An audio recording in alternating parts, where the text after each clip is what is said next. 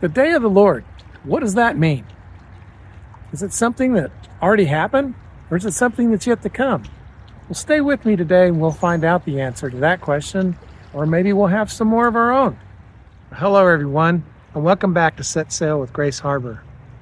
It's July 1st, and if you've been with us since January, my hat's off to you. We're starting in our 7th month reading through the Word together.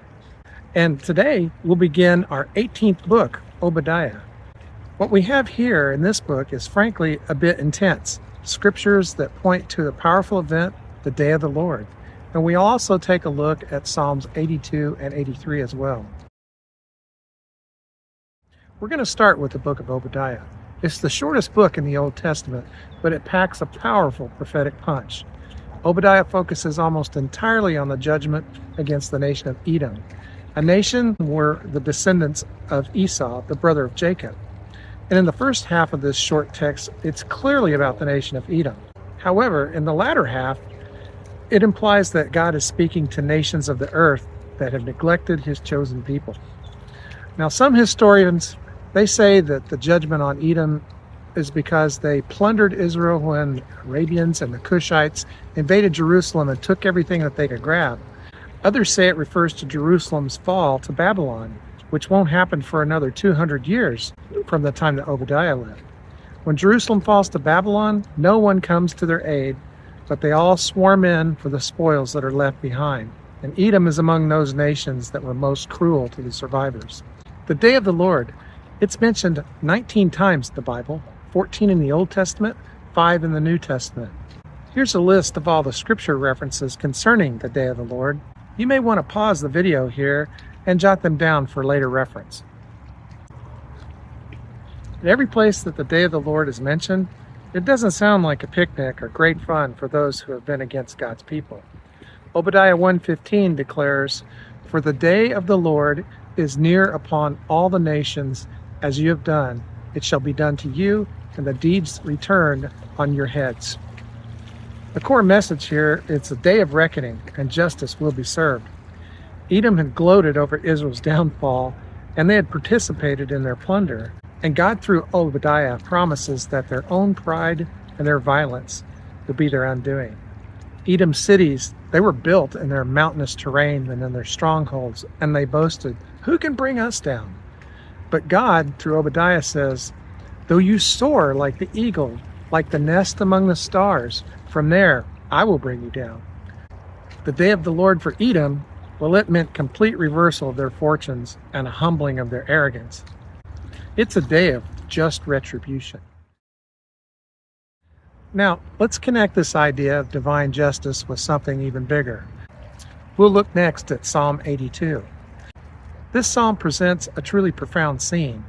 Psalm 81:2 begins, "God stands in the divine assembly. He judges among the gods." What does it mean, he judges among the gods? First of all, let's notice that's gods with a little g.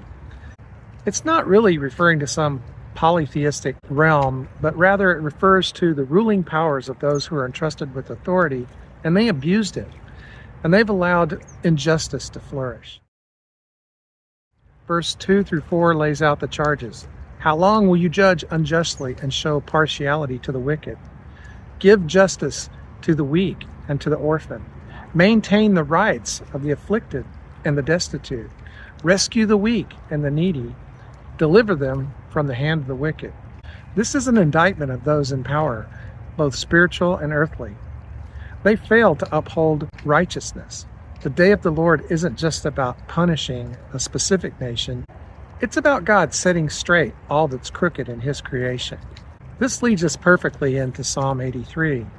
Here we see a prayer, a desperate cry for God to intervene against the nations that are united in their desire to wipe out Israel. The psalmist lists nation after nation. Edom is even mentioned here again.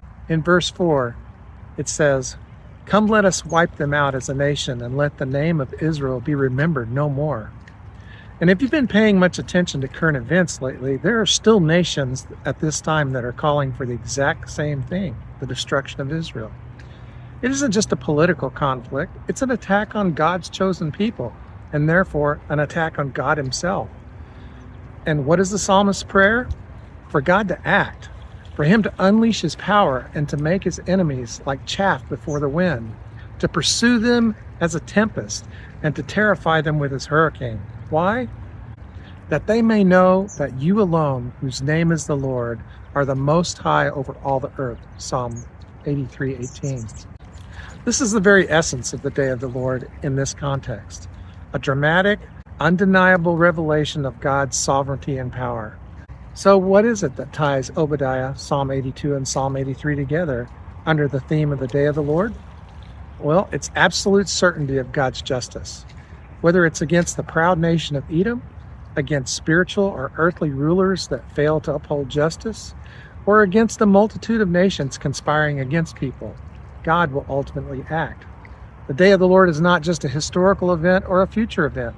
It's a reminder that no justice goes unnoticed, no arrogance unpunished, and no evil unchecked. Ultimately, God's perfect justice will prevail, and his sovereignty will be undeniably revealed.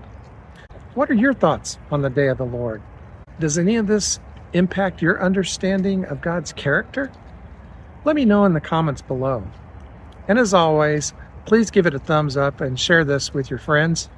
And don't forget to subscribe to our channel. I'll see you on the next one.